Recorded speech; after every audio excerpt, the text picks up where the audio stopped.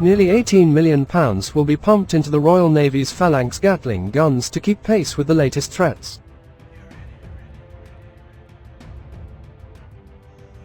Amongst some naval enthusiasts, Phalanx close-in weapons system have almost become fetishized, with arguments that Phalanx should be carried by virtually every vessel in the naval service as some kind of virility sign.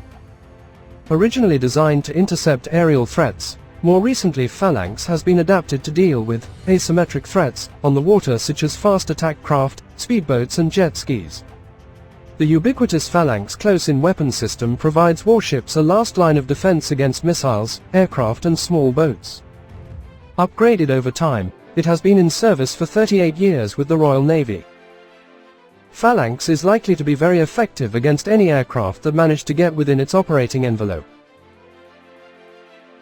Development of the Vulcan Phalanx began in the 1960s as the US Navy woke up to the threat of the sea skimmers after the destruction of Israeli destroyer Eilat by Russian-made Styx missiles in 1967. The M61 Vulcan Gatling gun had been in service since 1959 and was initially developed for use in air-air combat. Using a Gatling gun combined with radar in the close air defense role to create a wall of steel offered a relatively simple solution. In parallel, the US Army pursued a similar idea, producing the tracked vehicle M163 Vulcan air defense system. The first Phalanx prototype was installed on destroyer USS King in 1973. Substantial development and trials were needed before the Mk-15 Phalanx went into full production in 1978, with USS Coral Sea taking the first operational Block 0 mounts to sea in 1980. Being self-contained, one of Phalanx's key selling points is being non-deck penetrating. It can simply be bolted to the deck of any ship with space and top weight margin. While the Falklands War was still in progress, two Phalanx systems intended for the USN were taken off the production line and rushed to Tyneside, where HMS Illustrious was hastily being completed. Although the Argentines surrendered on the Falklands Islands on the 14th of June, hostilities had not formally ceased. Equipped with Phalanx, the ship sailed south with greater confidence that an exocet attack on the carrier could be defeated. Phalanx has remained in Royal Navy service ever since 1982. It was fitted to the Invincible-class carriers, HMS Fearless, HMS Ocean and the QEC-class carriers. The Type 42 air defense destroyers received the system, and also their replacements, the Type 45s. Units are also fitted to Royal Fleet auxiliary vessels, being rotated around ships as operational requirements dictate. The self-contained nature of Phalanx makes it particularly useful for self-defense of large, vulnerable auxiliaries that lack their own sensors and combat systems. Phalanx was one of the world's first fully autonomous weapons. The speed of anti-ship missiles demands a system able to react fully automatically without human intervention.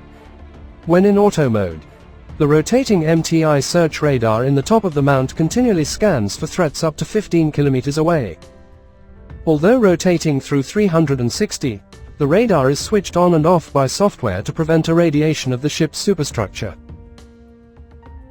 For simplicity, Phalanx does not rely on sophisticated IFF transponder systems for target discrimination.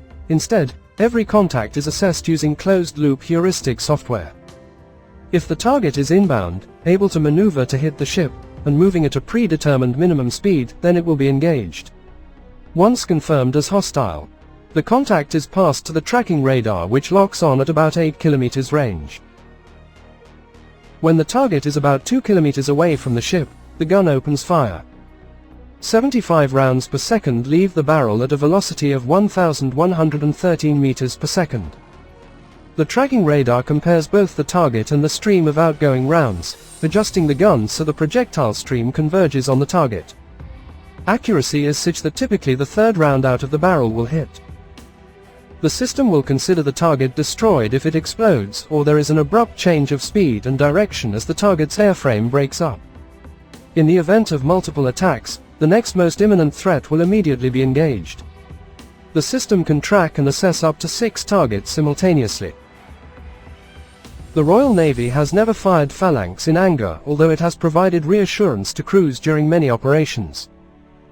In June 1996, The Phalanx-equipped Japanese destroyer Yugiri accidentally shot down a US Na-6 intruder that was towing a radar target during a joint gunnery exercise. It was determined the operations team on the destroyer opened fire before the aircraft was outside of the Phalanx's engagement envelope. Phalanx is likely to be very effective against any aircraft that managed to get within its operating envelope.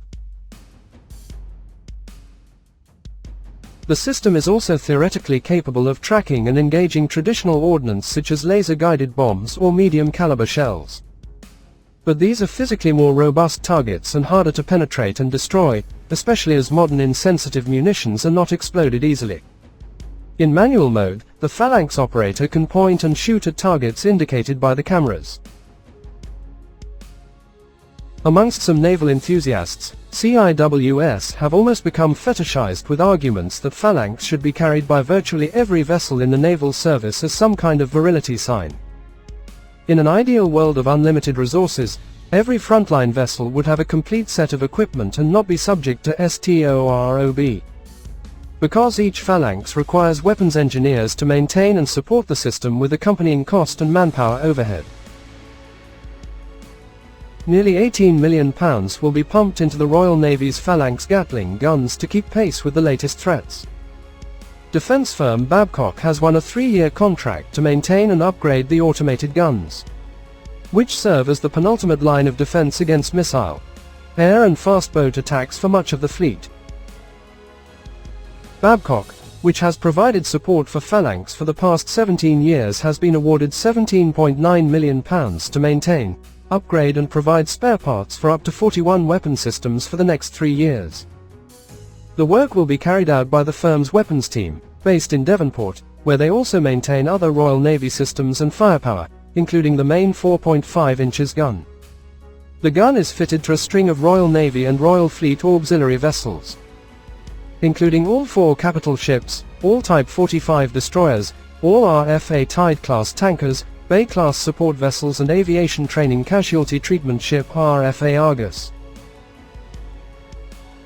When assessing the effectiveness of Phalanx, it should be seen as one part of a layered defense system. This includes intelligence-led assessments of the threat, area air defense, electronic warfare and decoys, which are often overlooked or underestimated. Clearly not an infallible shield against a saturation attack by modern hypersonic missiles. Phalanx is, however, an affordable and relatively simple way to add a significant layer of protection against many threats.